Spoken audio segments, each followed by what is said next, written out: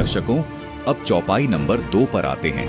बाल कांड के दोहा नंबर 147 की चौपाई नंबर 2 में लिखा है कि जासु अंस उपजहिं गुणखानी अगणित लच्छी उमा ब्रह्माणी। दर्शकों, इस पंक्ति में भी दुर्गा जी की महिमा का वर्णन है।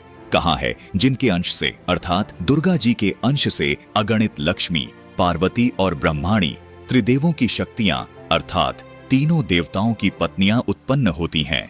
भ्रिकुटी बिलास जासु जग होई अर्थात दुर्गा जी के बोहों के इशारे से ही जगत की रचना हो जाती है।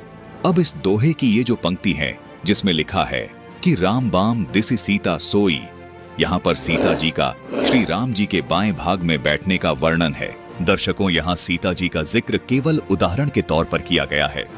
कहा है कि जिस प्रकार सीता जी श्री राम जी के बाम भाग में बैठती हैं, उसी प्रकार देवी दुर्गा जी भी ब्रह्म के बाम भाग में बैठती हैं।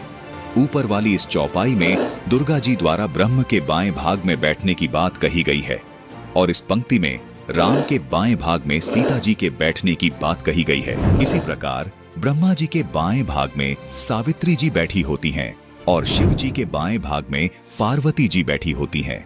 ठीक इसी प्रकार यहाँ श्री राम अर्थात विष्णु जी के बाएं भाग में सीता जी अर्थात लक्ष्मी जी बैठी हैं। जिस प्रकार श्री राम जी श्री विष्णु जी के अवतार हैं अर्थात विष्णु जी ही श्री राम हैं, उसी प्रकार सीता जी लक्ष्मी जी का अवतार है अर्थात सीता जी ही लक्ष्मी जी हैं।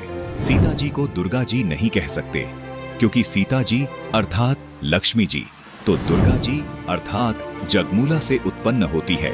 रामचरितमानस की इस चौपाई में भी स्पष्ट लिखा है कि उस आदिशक्ति जगमूला से अनेकों लक्ष्मी, पार्वती तथा ब्रह्माणी उत्पन्न होती हैं। इससे सिद्ध होता है कि सीता जी जगमूला नहीं है। संपूर्ण जानकारी के लिए देखिए सनातनी पूजा के पतन की कहानी संत रामपाल जी महाराज की जुबानी भाग 3।